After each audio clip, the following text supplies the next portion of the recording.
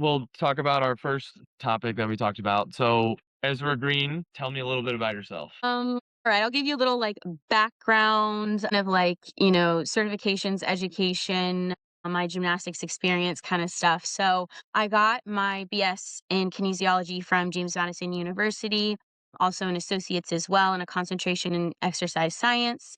My associate's was in biology. My run was pre-med and pre-physical therapy. I received my doctorate from Shenandoah University and graduated in 2017. Since graduating, I have done my sports residency and become a sports certified specialist. I've also become a USAG medical provider, so I cover a lot of USAG premier events nationally and internationally, as well as local competitions in all USAG disciplines. I'm also a nationally registered EMT. I have over 15 years of coaching experience, and that's from Rec, Excel, and then, of course, the developmental program, levels 3 all the way through level 10. But I mainly was working with the 8, 9s, and 10s, so the optionals. I am a certified strength and conditioning coach, concussion management certified, needling certified, cupping certified. I also have my gym safe screen certification, and then one of the co-founders of the gymnastics medicine medical provider certification. And then I'm also an adjunct professor for a sports medicine class in Fairfax County right now. So I help perform all their pre-participation in physical education and musculoskeletal screens. So basically, can they participate in sports for the high school? I do all those screens mainly for the gymnasts, dancers, and cheerleaders, but for all of the sports. And then I do a lot of sideline coverage for them for Fairfax County and Arlington County since I'm batched with them. So that's kind of background, certification, education, all in a nutshell, what I'm currently doing. Oh, when do you sleep? Oh, it's a good question. It's very rare. Yeah, one of one of my mental health goals recently is to put my work down by midnight. So, done being with work, by midnight so I can just kind of unwind for a little bit and then fall asleep. But yeah, it's a lot running, especially running your own business. I have my own practice as well, Perfect 10.0 physical therapy. So, yeah, and that's growing pretty fast. So, Yeah. yeah, it's a lot. I think it's part of like being in the gymnastics field or community is like the blur of like putting your like you said, putting your work down or like when to stop and do and like work on or just do other things. Because like if you think about it from a young age, like you go to school, maybe you do an after school sport depending on when your practice is, and then you go to gymnastics. And then your Saturdays around the like all year round are probably a gymnastics practice. Maybe you even do a Sunday practice, and then meets Mhm. are on the Yeah. weekend. So it's like you're almost ingrained from a young age that like, well, if you're in gymnastics, it's just you do maybe school or work, and then you do gymnastics. So it's kind of ingrained in us at this point. Yeah, Unfortunately. definitely.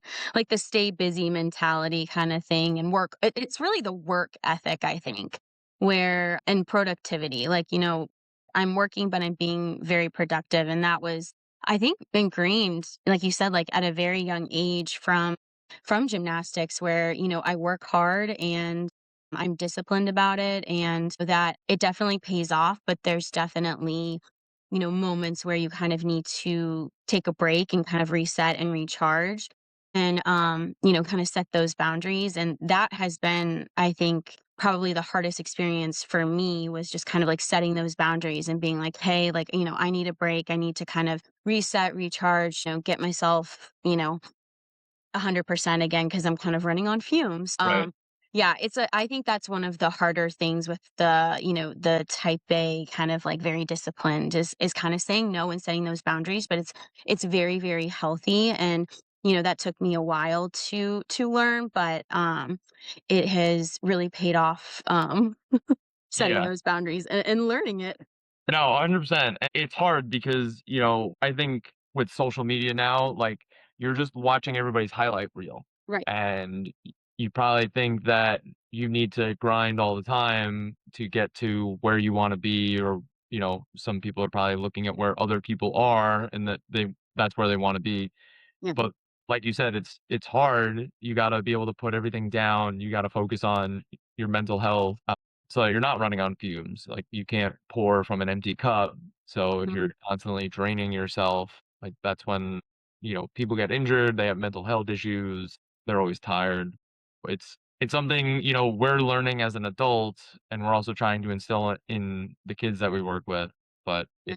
takes a long time to realize that, and when you have other people telling you the opposite, it's hard. Yeah, and I think, like, I got this, like, great advice because I felt, like, exactly how you're saying, like, "Oh, I wanna be here. Oh, I wanna do that."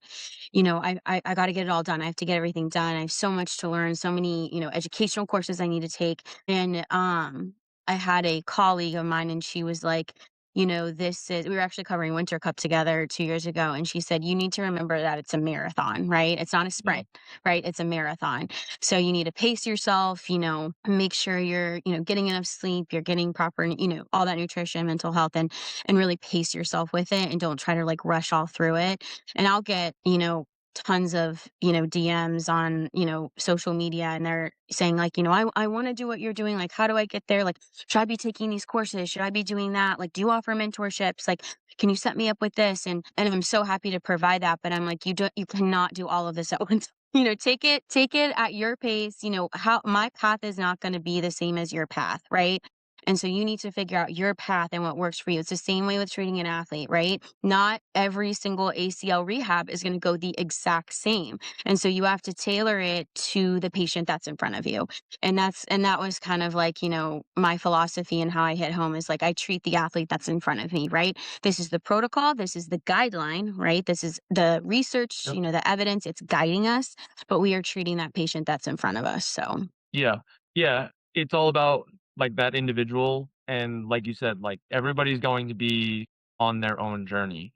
And it's the comparison that really hurts everybody, and everybody trying to again compare themselves to other people instead of look at where they are. And even I think it helps to reflect on where you came from. Like if you're talking about a gymnast, if they're pushing for level 10 or college and they feel like they need to do so much more, I think it helps to also like look back and see where you've come from, because it helps you realize that, you have so much left to go, but you've also come so far.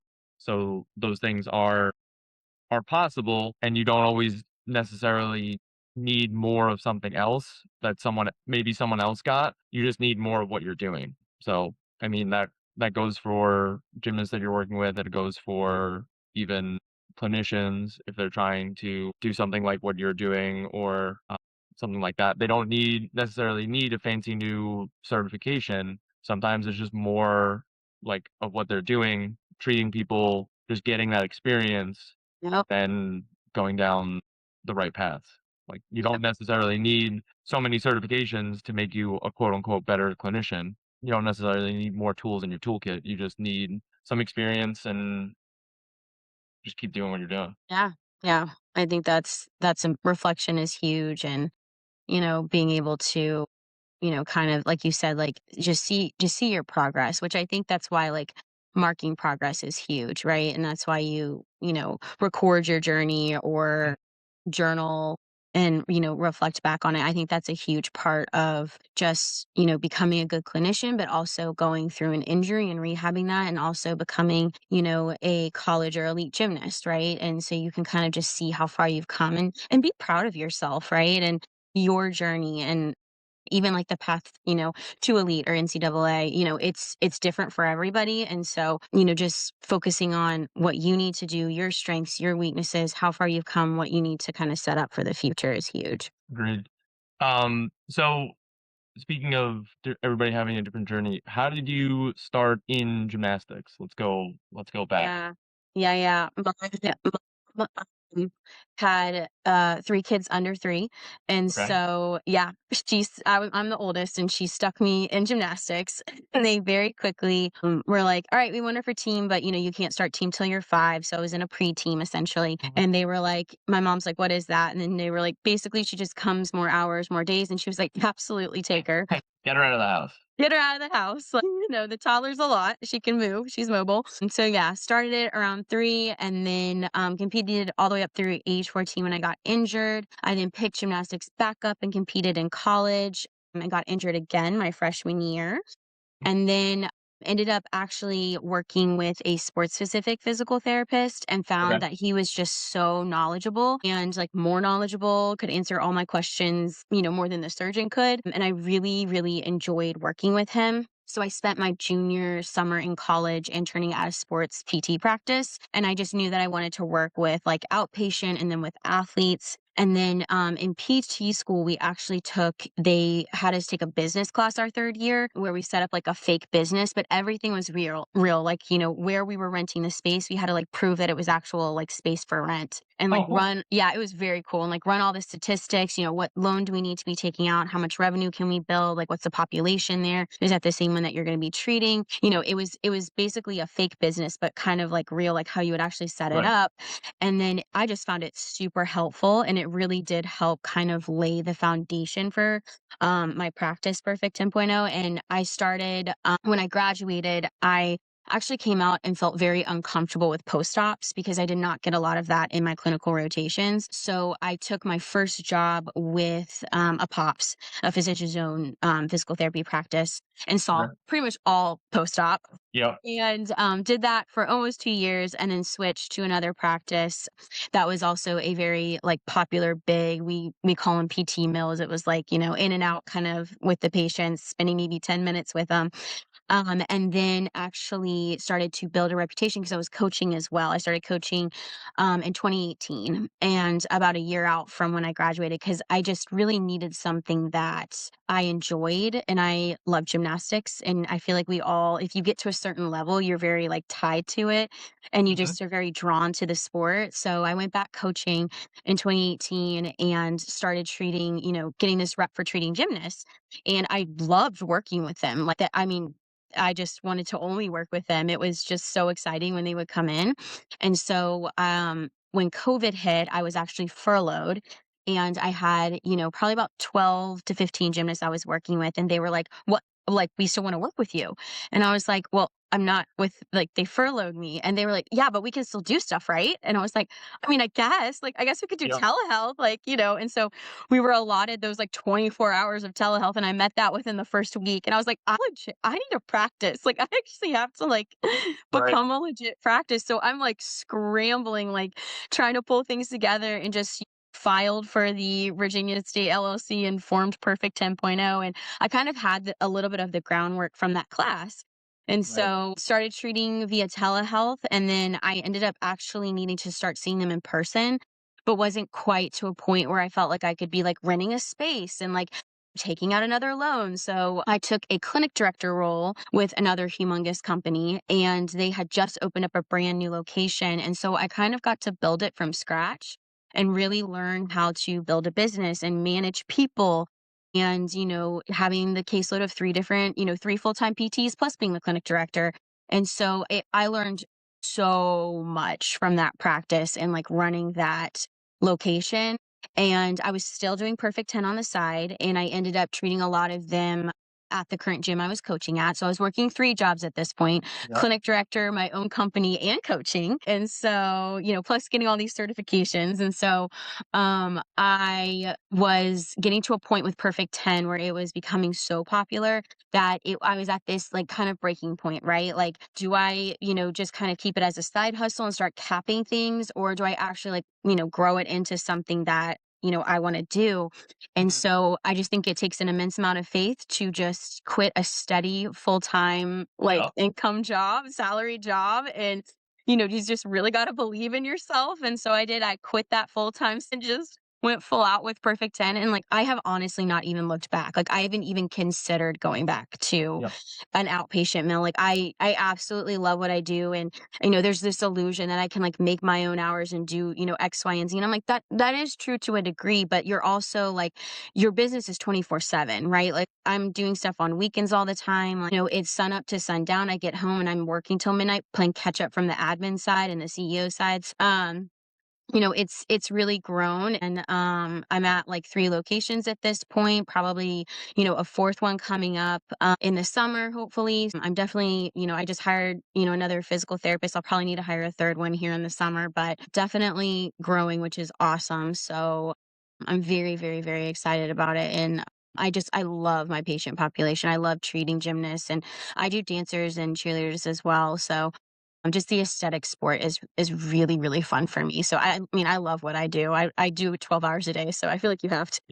Well, yeah, I mean, a lot of business owners in really any field, it's almost like having a kid. Like you Yeah. said, it's 24/7. Like, you're Yeah. taking care of what needs to be taken care of. I mean, sometimes if you have, like, a physical location, it's, taking care of the garbage, mopping the floors, like, admin stuff, there's paperwork. It is, and I think a lot of people don't realize that, um, but a lot of people compare it to having either their first or another child. But I think the interesting part about that story was, we were talking about how if people wanna do what you wanna do, like what certification, yada yada, Mhm. that they wanna do, but you said coming out of PT school, like, you didn't get a lot of post-ops, so you went and found those post-ops so that you could work with them, and I think that's kinda the key. It's more of an experience thing. Like, if Yeah.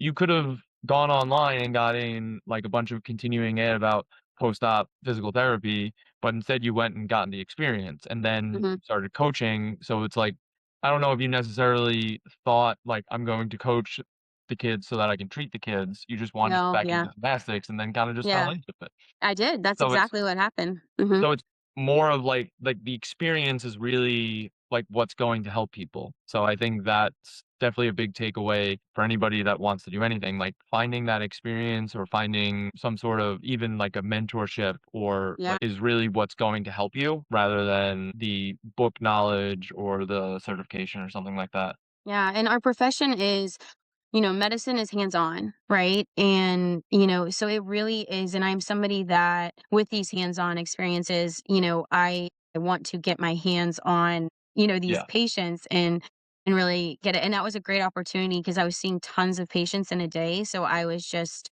getting my hands on a lot of different patients in a lot of different age groups and populations. And was it something that I just loved? I loved treating, the gen pop. No, not at all. Like it was hard, but it was something I really needed because I used that experience or use those experiences all the time in my practice, right? Whether it's dealing with a difficult patient and or a difficult parent and trying to or something that I've seen in the past and I was like, oh, this is looking a lot like Mr. Jones when I treated him like 8 years ago. Just being able to carry that through your clinical experience is a huge, huge, huge part. And that's like what I was saying before is like, yes, we have guidelines, we have post-op protocols and we have evidence, but that stuff is really to help guide you in your clinical decision making. And so being able to pull from all those experiences, I think is incredible. And I love, that I did what I did because it's helped me be a better clinician for my gymnasts. And that Mhm. was, the ultimate goal is really to treat and give the best possible care that I can to my patients. Yeah. I mean, the mills, they really at the end of the day, they suck because Yeah. you're treating, what, 6 patients an hour if you're That's lucky, or there is something to be said that they are good in a way where you're going to get a lot of exposure to a lot of different people. So, like, uh, if you're someone that's looking for a rehab opportunity, don't go to a mill. But mhm, if you're like a new grad PT, like, spending a year at something like that is not the worst thing in the world. You're gonna get your feet wet. You're gonna learn a lot of time management. You're gonna learn a lot of really important skills. You'll probably get burnt out pretty quick, but there's a little bit of pros and cons. And I mean, as someone who also went to PT school, you come out and you just want a job. Like, you just yeah, need some money, get yourself on your feet. So if, like, that's the only opportunity, like, there's still gonna be some pros that come out. Definitely still look for a way out, but at the yeah, end of the day, definitely. you're gonna be a little bit better off, I mean, than not having any job. Yeah, and I viewed it really when I took that job, I knew it was like a stepping stone, right? I Right. was like, this is a stepping stone. It is not my end all be all, right? Like, I do not have to stay here forever. This is not my forever home. I am going to use this to help me become a better physical therapist. And so like Right. I really used it as a stepping stone, but I think it was a great step. At least for me, it was a great stepping stone and one that I needed cuz like I said like I really was not comfortable, but now it's like I could probably do, ACLs, total knees, like modified Brostrom in my sleep kind of deal. Right. Yeah. Yeah. I mean, like you said, like, it's just experience, and I think that mindset of, like, knowing that it wasn't your end all be all, and that it was a stepping stone, and it was just to get that experience that you Yeah, knew you needed is a big important definitely. part. Definitely. So, I'm a big fan of your posts on social media. I think I even learn a lot from it. And recently, Aw. you've been talking about your 9 pillars of a healthy, high-performing gymnast. So just to list them: strength, power, flexibility, mobility, stability, nutrition, hydration, sleep, stress management, and mental wellness. So I know that you and I could sit here all day and talk about all of them. Yes. And I don't wanna say that any of these are more important than others because they're all equally important, but there's 9 of them, and we were just talking about gymnasts, like, they wake up, I don't know, 6 o'clock in the morning, go to school, maybe they do an after-school sport, or some of them do, like, after-school tutoring or something like that, then they go to the gym, then they go home, maybe do homework, eat something, rinse and repeat. Saturdays, they're probably pretty busy either catching up on schoolwork, practicing, eats so I guess if you for you, like, going back in time, high school Ezra, Yeah.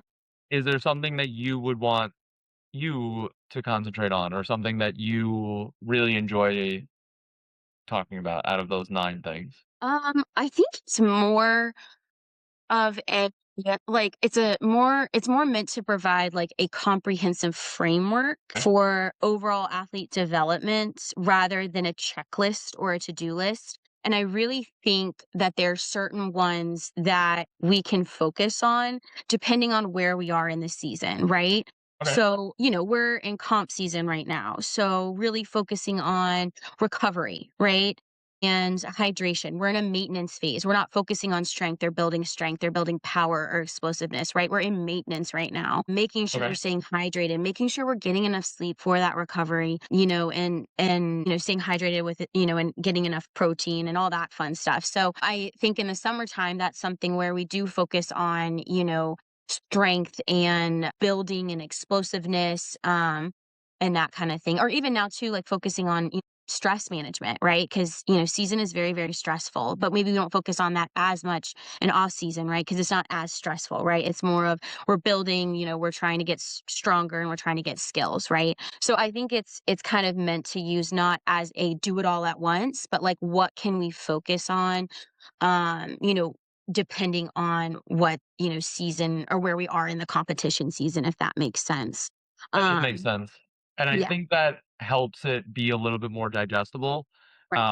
because yeah, like I was saying, you don't wanna focus on everything all at once, because that's a quick way to burn out or get, like, analysis paralysis. So this will probably come out, towards the end of competition season. So what would you say are, like, the low-hanging fruit for someone maybe preparing for, like, states, regionals, nationals? Oh yeah. Oh, this one's hard. This is definitely a stress management. We're making sure we're staying on top of our mental wellness because there can be a lot of pressure, especially for upper level gymnasts if they're, hoping to be recruited, if they're a junior or senior, and they have NCAA and they want to do, D1, D2, maybe even D3. And so really staying on top of that, making sure that you're staying on top of your nutrition, you have fuel to actually get through, states and regionals, and then staying on top of your sleep, maybe using like a sleep log, how was the quality, how much time did you get?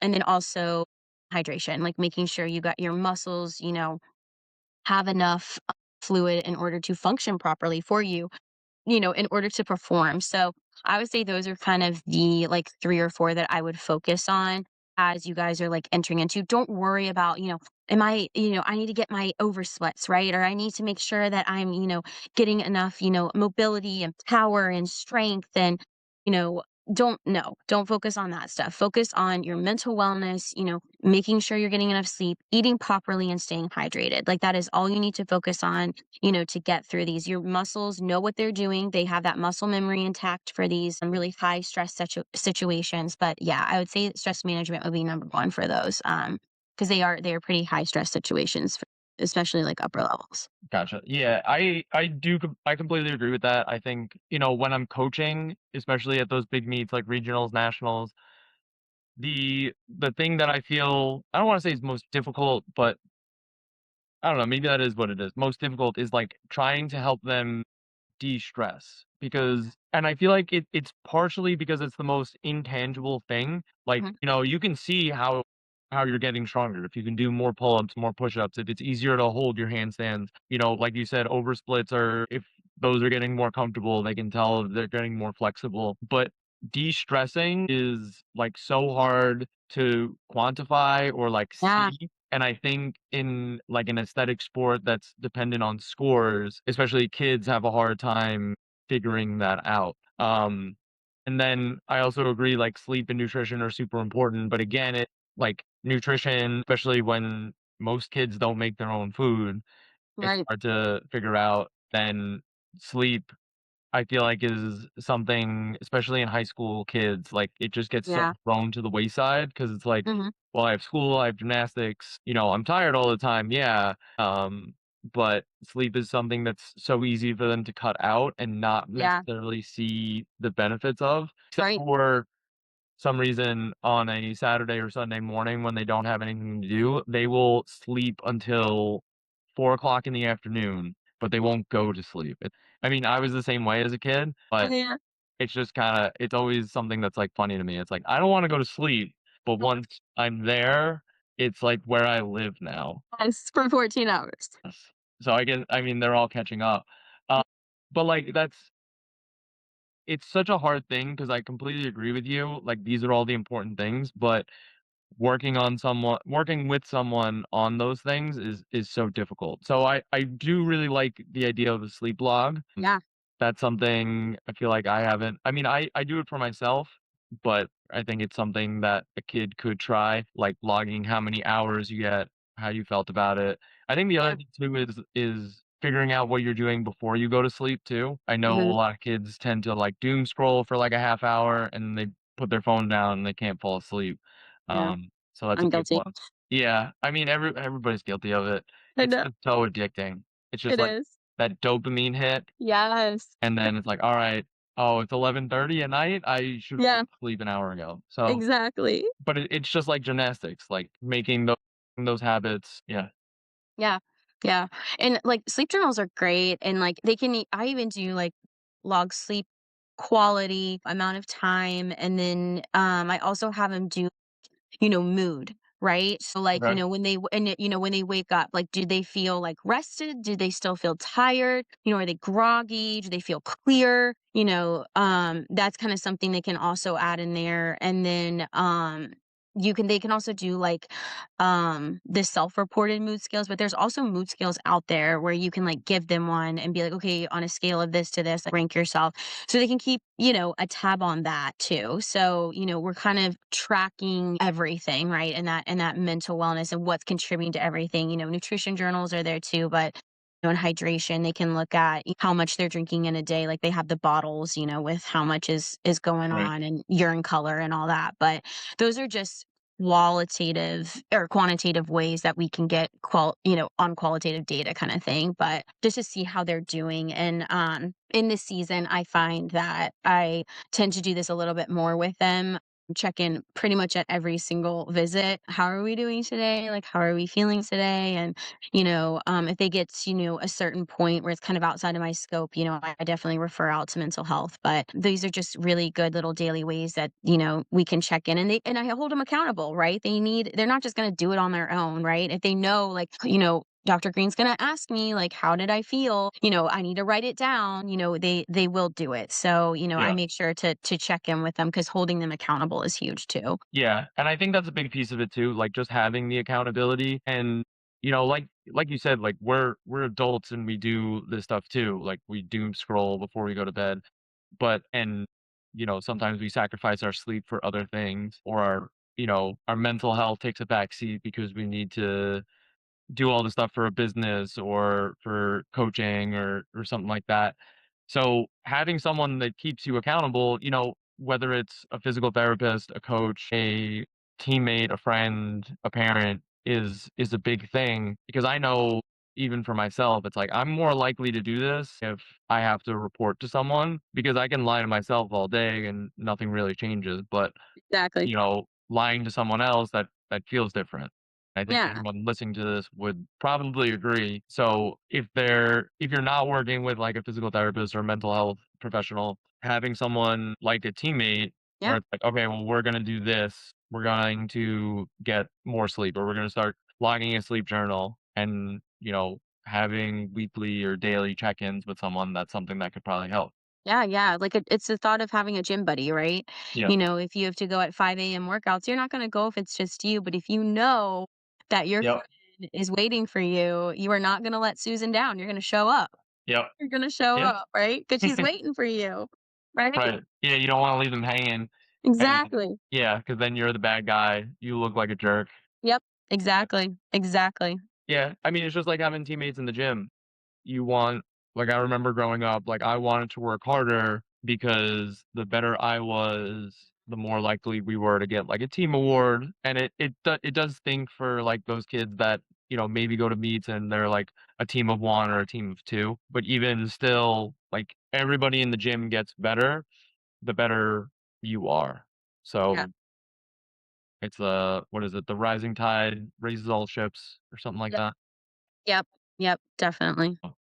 Um, yeah. Alright, so last thing is I just have a lightning round. So just a couple quick hitting questions, just whatever pops into your head. Are you ready? I know Okay. you're excited for this part. We talked I about this. know. Maybe the second thing that pops in my head. Or the second. Yeah, yeah. The first thing we Um, don't know what it's gonna say. so the first one is just what is your gymnastics hot take? What does that mean? Wait, what do you mean What is hot your take? hot take? What is like So, here's a different way to put it that I Okay, heard go. recently. You know how, like, the toothpaste commercials are like, "9 out of 10 dentists recommend yada, yada, yada." Yep, yeah. What is your view that you are, like, the 1 out of 10 gymnastics people that say this? Wait, from, like, my practice, you mean? No, just, like, in general. Gymnastics in general? Yeah, what is something that you would say and people would be like that a lot of people would disagree with, we'll say.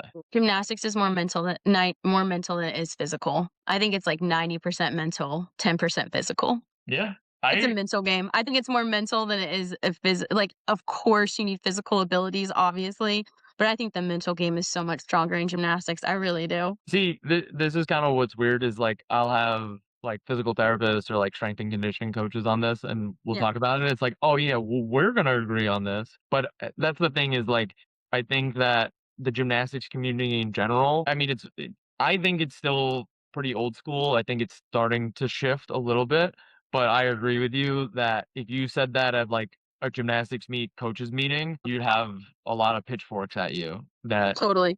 it's, the stronger you are, the better everything's gonna be, like, we don't need to talk about our feelings, like, who cares, just train harder. So Yep, I definitely agree with it, like, the stronger mental you have, the better you're gonna be in the long run, and I totally. think that that can not to say that one's more important than the other, I guess, but I think a strong mental can get you through any physical setback. I totally agree. I totally agree. From a from a medical provider that works with gymnasts to a coach to a gymnast herself. Like I have been through, I feel like all the stages of it, being an athlete, coaching the sport, and now treating them. It is a very big mental game. And I think that's why no matter what phase we are in gymnastics, preseason, postseason, in season, I will always stress mental health. I will always say that should be something that you're focusing on. That is probably the one thing that I would carry throughout the entire year is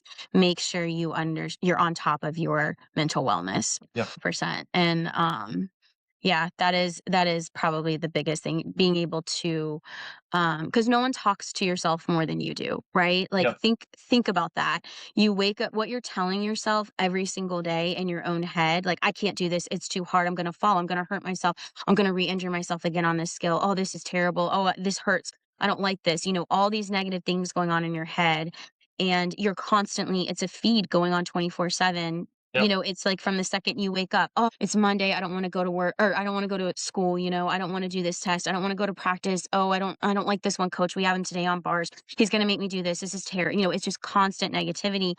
So if you can 180 that and be positive and look at that and take those experiences, that's why, like, when I was the clinic director, it was a really terrible situation, but I looked at it and I was like, "What can I learn from this?" And how can I take this and make it beneficial to me and what I want to do with my goals. And being a gymnast, that's something I learned, like, no one taught me that. Like, I had to, figure Yeah. that out on my own. And so, but I realized, looking at it in a different lens through a different view really, really is going to set you up for success. And I think the people who can look at a situation, a bad situation, and take the good from it and learn from it and get an experience out of it, those are your successful people, right? Those are the ones who are really going to rise above. It's the ones that are constantly negative, belittling others, talking bad about people to make them feel good. Like, those are the ones that are going to struggle. So, as well with mental health and the stress, if you can get on top of that and really get in control of your own thoughts and your emotions, because nobody controls your emotions. They can't make you feel some way, right? Like, you're in Yep. control of your emotions. You're allowing them to do that. So, if you can get on top of that, like, whew, you're going to be unstoppable. Seriously. That's my TED Talk. Thank you for attending Yeah. my TED Talk. Yeah. No, I completely agree. It's weird because I agree with you. There are so many kids that it's like, oh, I can't do this. Like, what if I get hurt? And like, I'll talk to some of the kids that I coach, and it's like, well, what are you afraid of? What do you think is gonna go wrong? And it's like, I'm gonna die. And it's like, Yeah. you're not gonna die. You're going into a foam pit. You Right. know, I'm here to spot you. Like, Right. is there a chance you'll land on your face? Maybe. But like, welcome to gymnastics. Like, Yeah. you're Yeah. gonna fall on your face a couple times, but like, you're safe. You're not gonna die. You might have to like walk it off a little bit, but you're gonna be fine. Yeah. And it's like, I tell them, if that's what your thought is, it's like running a race and you're starting, 15 feet behind the starting line. Right. It really is. It's something that sounds so simple, but is very difficult to just like change, like do a complete 180. Like you said, it's like, I'm afraid I'm going to die. Instead of saying that, it's like, I'm going to do it. Like, I'm going to Yeah.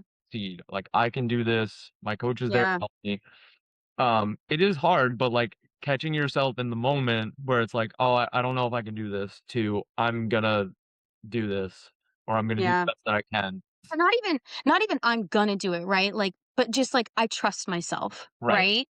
Or like I believe in myself, right? Like those like very, affirming affirmations. Like, cuz you may not do it, right? And then it's just like, "Oh, I didn't do it and I said I was going to do," and then you get into that spin. But just like, like you said, like trusting yourself. You have the foam pit, you have your coach there to spot you. And so like they're letting these like kind of fears and and that's okay to be afraid. Gymnastics is scary, like, the Yeah. stuff that we're doing, the stuff that they're throwing it's scary, right? Like, you're flipping your body in the air, they're growing, right? So then their center of mass is dropping and they're getting thrown off in that way and they don't really know where they are sometimes. And they have to go back to basics and they feel like they're backsliding, like, and it's scary. And so, they're allowed to be afraid. Right. You're allowed to feel those emotions of fear and, being scared of it, but like recognize it and then just move through it, right?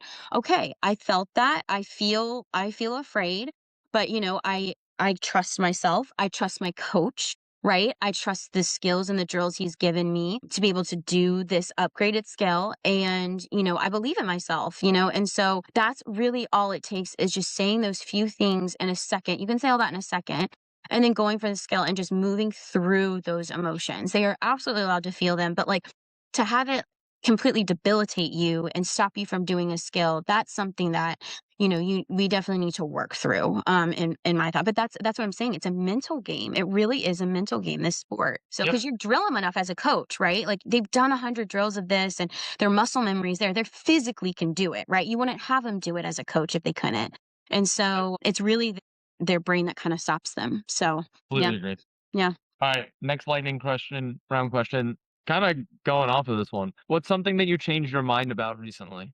Changed my mind about recently, like, in a medical sense, like from a Anything. What's PT the first thing that standpoint. popped in your head? Oh my gosh. I was thinking that I was a bigger proponent, like a bigger advocator for ACL repairs when they have a partial tear. And I only think this because it just came up, but I'm actually very much so. If the kids' goals are not to do college gymnastics, right? They just maybe want to get through like senior year and do high school or something. I'm actually a humongous advocate now for conservative care versus going into surgery.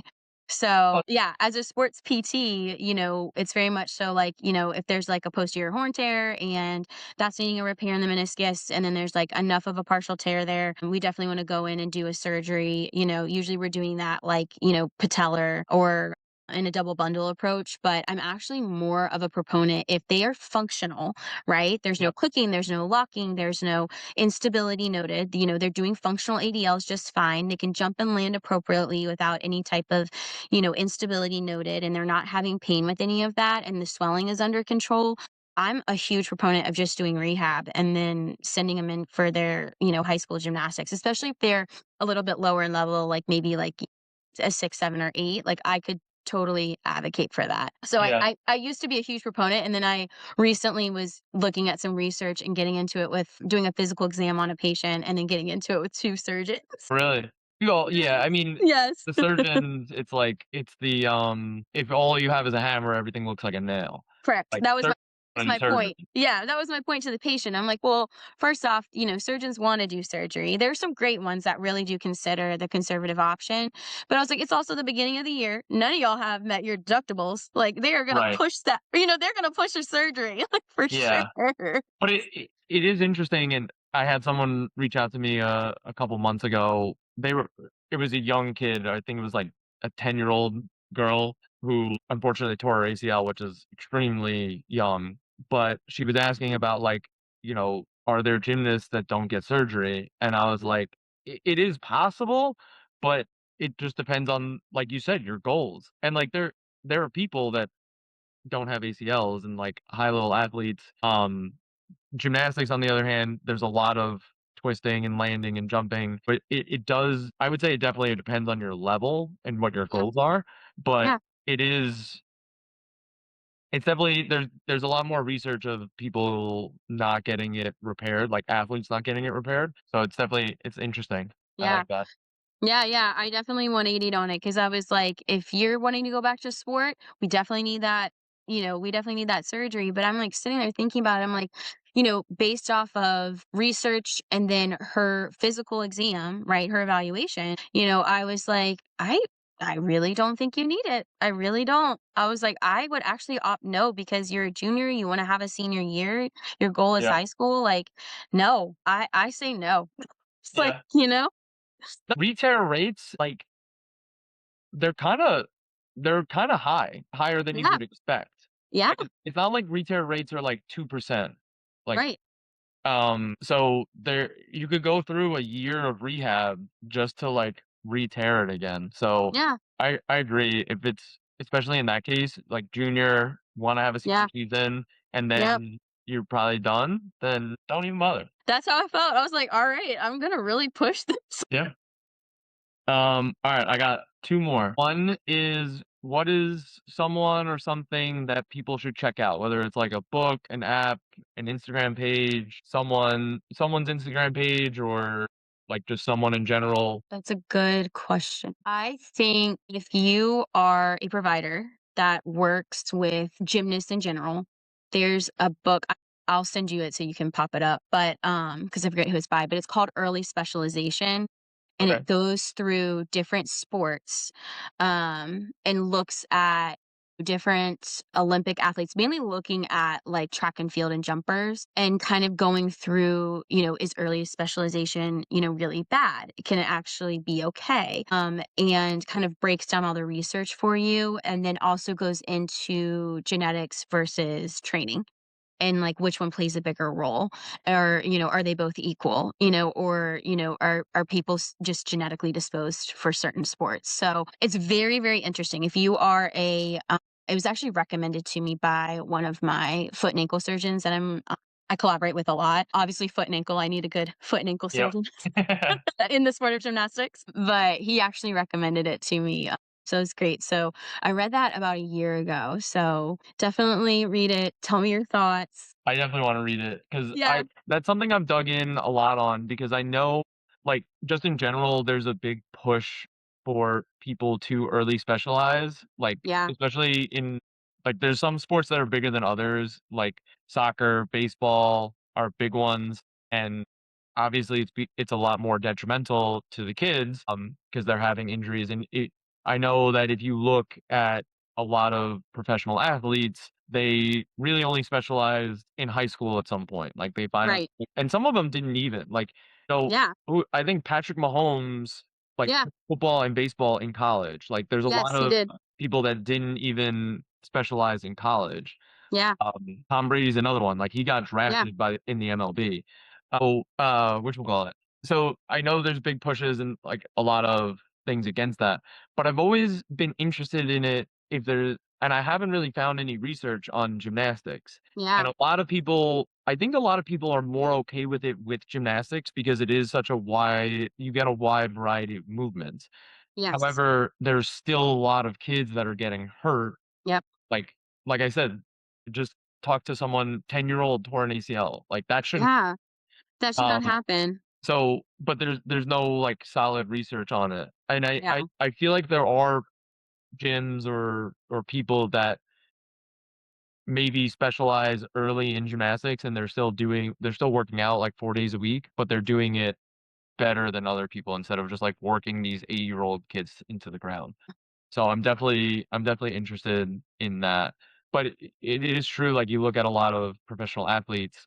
There's another book, Range, where they talk about Roger Federer, who played pretty much every sport in the book. Like, he played soccer, baseball, I think he did gymnastics at some point, and then Wow. eventually he decided that he wanted to play tennis, and he was essentially the greatest tennis player that ever lived up until a certain point. But it's like that book does a good job of just talking about, like, having different experiences and how it helps you down the road. Like, it compares it to, like, Vincent van Gogh didn't really start painting until he was, like, in his late 20s or something like that.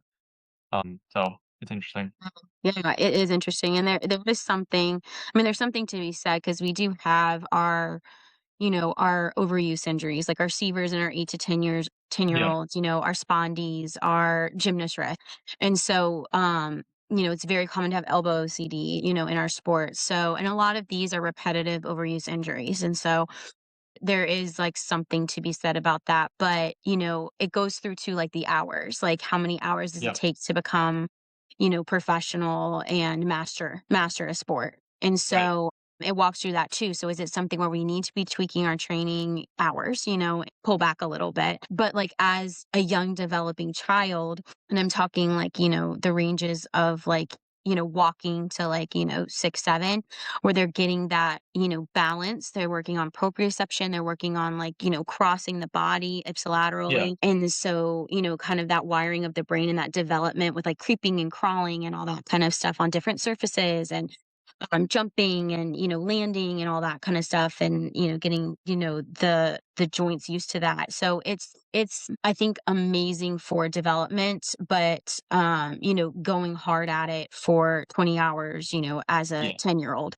So that's a lot, and so unnecessary. and not getting any type of cross training in, and, Right. I'm a big believer in cross training for them, so, like, in the summer, I'm like, "Get in the pool, get in the pool, Yep, get in the pool, go swim, it's straight resistance, it's endurance, and you have no impact on your body, yep, like, it's wonderful for you, so go swim." Instead yeah, of running around the building, through the woods, in the, 95-degree heat, 102-degree heat, doing, like, a mile or 2, go swim. yeah.